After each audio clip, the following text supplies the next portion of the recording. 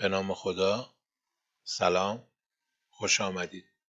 جلسه نهم درس اتوکد مجموعه ارائه معماری با کمک رایانه رو در خدمتتون هستم. تو این جلسه میخوایم در خصوص گیره های اشیا یا اوسنپ ها با هم دیگه صحبت کنیم. گیره اشیا یا اوسنپ یکی از ابزارهای دم دستی اتوکده که وسط استفاده از ابزارهای ترسیمی میتونیم فعال کنیم و ازشون استفاده کنیم. بدون استفاده از دستورات اوسنپ تعیین اندازه نقاط و مشخص کردن محل اونها مشکل هستش و نیاز داره محاسبات کنیم و نقاط رو به دست بیاریم. گیره اشیا ابزاریه که اجازه میده روی اشیا پرش کنیم و نقاط خاص اونها رو بگیریم. هر شکلی که توی اتوکد ترسیم میشه یه سری نقاط خاص داره. به عنوان مثال یه خط 3 نقطه خاص داره، 2 تا انتهاش و وسطش جزء این نقاطه. میتونیم با استفاده از این دستورات اوسنپ روی این نقاط پرش کنیم و اونها رو بقاپیم و مگنت بشیم و بگیریمشون. برای اینکه بهتر این دستورات رو توضیح بدیم من وارد اتوکد میشم. در داخل محیط اتوکد با استفاده از دستورایی که تا حالا یاد گرفتیم یه سری شی رسم کنم.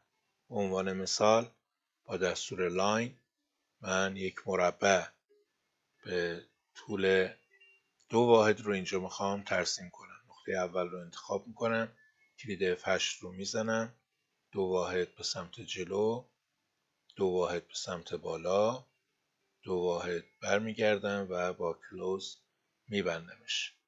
یا به صورت آزاد چند تا خط رسم میکنم. F8 رو خاموش میکنم و چند تا خط رو ترسیم میکنم. با استفاده از دستور سیرکل چند تا دایره رسم میکنم. به عنوان مثال اینجا یه دایره و این هم یه دایره دیگه. یا با دستور آرک کمان ترسیم میکنم. این یک کمان و مثلا این هم یک کمان دیگر. دستور بیزی رو هم با هم یاد گرفتیم. الیپس مثلا با استفاده از مرکزش و طول اوتراش من یک بیزی رو ترسیم میکنم. همونطور که اشاره کردم یک خط 3 نقطه حساس داره، نقطه ابتدا، انتها و وسطش. یک دایره 5 تا نقطه حساس داره، مرکزش و 4 نقطه 4 رو اصلیش، یعنی 0 درجه، 90 درجه، 180 درجه و 270 درجه. بیزی هم همینطور کوادرانت داره و اون 4 نقطه اصلیش رو میتونیم در نظر بگیریم و ازش استفاده کنیم. برای استفاده از گیره اشیا 3 روش وجود داره. تایپ مخفف دستورات گیره در وسط دستور، استفاده از منوی سمت راست ماوس و در نهایت روشن کردن دائمی اونها. اجازه بدید از اینها من استفاده کنم و در حین کار توضیحات لازمه رو خدمتتون توضیح بدم.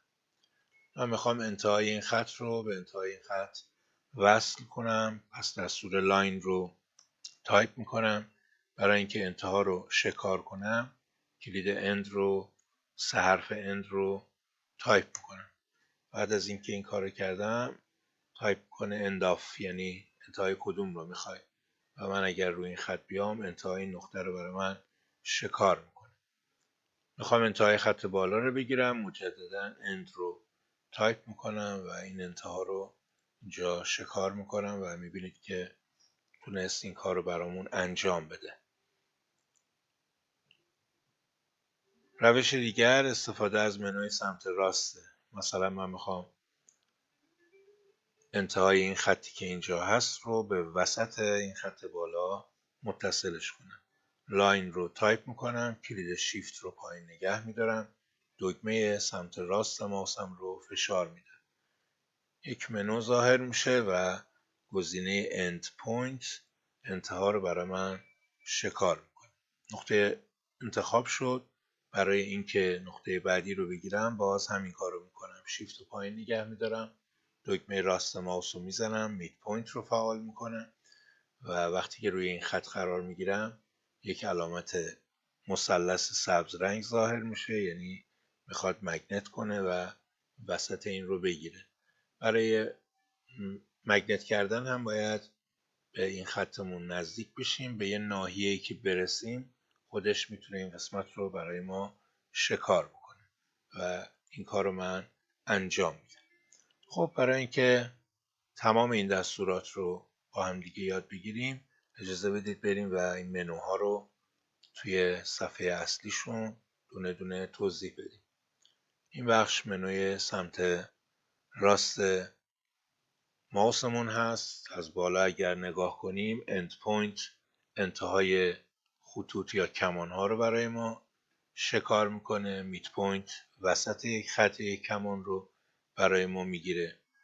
گزینه اینترسکشن همونطور که توی جلسه قبل هم ازش استفاده کردیم محل برخورد دو تا شیپ، دایره، خط و کمان رو برای ما مگنت میکنه. یا اینجا سنتر رو داریم، مرکز رو برای ما شکار میکنه. کوادرانت رو داریم که میتونه اون 4 نقطه اصلی رو برای ما بگیره. تانژنت نقطه مماس بر اشیا رو شکار میکنه. پرپندیکولار محل پای عمود رو برای ما میگیره. پارالل برای ترسیم خطوط به موازات همدیگه بهره گرفته میشه و الی آخر.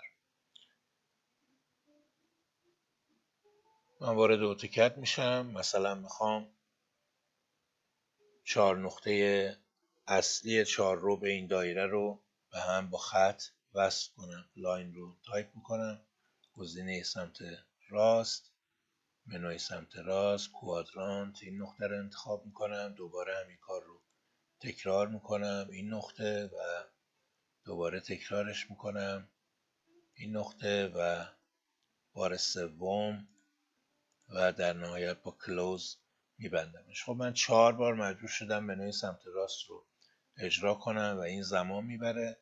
میتونم اینها رو روشن کنم. کلید شیفت پایین نگه میدارم، دکمه راست ماوس رو میزنم. این انتها دستور OS Nav Setting هست. یک دیالوگ باکس برای من باز میشه و همونطوری که میبینید با کلید F3 میشه روشن خاموشش کرد و مثلا کوادرانت رو من توش دائمی روشنش میکنم و اوکی رو میزنم. حالا اگر دستور لاین رو بدم این گزینه کوادرانت اجرا شده است، نیاز به تایپ نداره. مثلا این 4 تا نقطه این دایره رو من خیلی راحت به هم دیگه وصلش میکنم. آخری رم کلوز زدم، بسته شد و دائم این کوادرانت روشنه. اگر بخوایم OS Nav'ی که الان تنظیم کردیم رو خاموشش بکنیم هم میتونستیم از کلید F3 استفاده کنیم، هم توی نوار وضعیت این گزینه‌ای که اینجا هست روشن یا خاموشش میکنه. الان خاموشه و یه بار دیگه اگر کلیک کنم روشن میشه. میخوام یه دایره رسم بکنم و دایره‌ای که در داخل این مربع باشه و به این ضلع‌هاش مماس بشه، پس طبیعتاً از تانژنت باید بهره ببرم.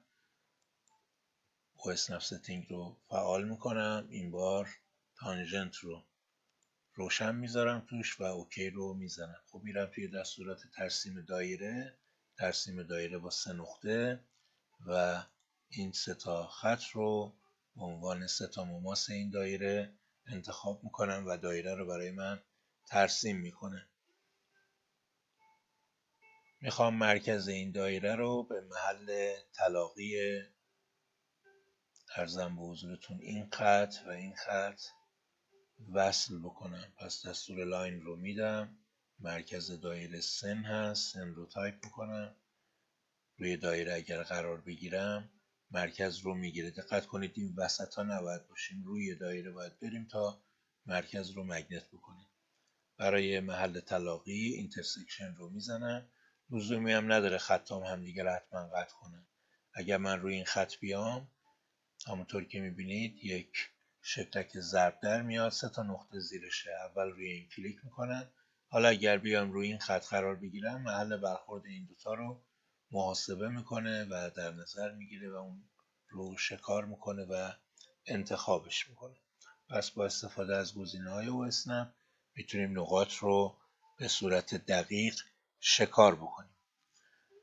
بعضی از نقاط لزوماً نقطه موجود نیستن و از قبل مشخص نیستن. مثلا پای عمود یکی از اون نقاطیه که ممکنه روی خط اصلا وجود نداشته باشه. من دستور لاین رو اگر اجرا بکنم و مثلا انتهای این خط رو براتون بگیرم، بخوام به این خط عمودش بکنم، از پرپندیکولار استفاده میکنم. پر رو تایپ میکنم، اینتر میزنم.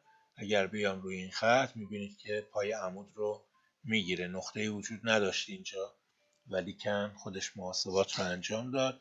الان اگر این خط رو امتداد بدیم، دقیقاً به این یکی خطی که الان رسم کردم عمود هستش. یا فرض بکنید میخوام مماس مشترک این دوتا دایره رو با لاین به هم وصل کنم. لاین رو میزنم، تانژنت رو انتخاب میکنم،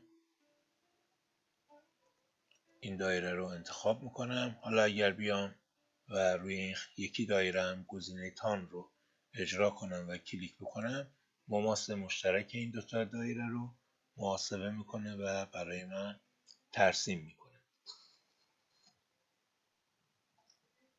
اگر دیالوگ باکس اوسنپ ستینگ رو ببینید، علاوه بر گزینه آبجکت اسنپ، یه بخشی هم داره به نام آبجکت اسنپ ترکینگ یا مسیریابی توسط گیره اشیا. ما از طریق این هم میتونیم مسیریابی بکنیم و نقاط رو دریافت بکنیم. به عنوان مثال من میخوام خطوط موازی با خطوط موجود رو رسم بکنم. اگر گزینه پارالل رو اینجا اجراش بکنیم و اوسنپمون رو مثلا یکی از نقاطش رو اندپوینتش رو مثلا فعال بکنیم، این گزینه اوسنپ ترکینگ ما فعال میشه. مثلا من میخوام از اینجا یک خط موازی این تانژانت مشترک این دوتا رسم کنم. لاین رو اجرا میکنم، نقطه اول رو میگیرم. برای نقطه دوم میام روی این خط مورد نظرم و وقتی که این علامت موازی بودن رو دیدم، عرضم به حضورتون که دور میشم ازش. یک ضربدری، یک علامت به اضافه روی این گذاشته، یعنی این خط الان مد نظره. میبینید که وقتی مسیرم به موازات اون خط قرار میگیره توی شکل، یک علامت موازی رو مینویسه. حالا من میتونم این رو رسم بکنم و میبینید که این خط موازی با خط بالایی ترک شده، مسیریابی شده و انتخاب شده و میتونیم ازش استفاده کنیم. امیدوارم این درس هم براتون مفید بوده باشه. لطفاً هم سابسکرایب کنید که درس‌های جدید رو بهتون اطلاع داده بشه و هم اگر دوست داشتید اون رو لایکش بکنید. متشکرم.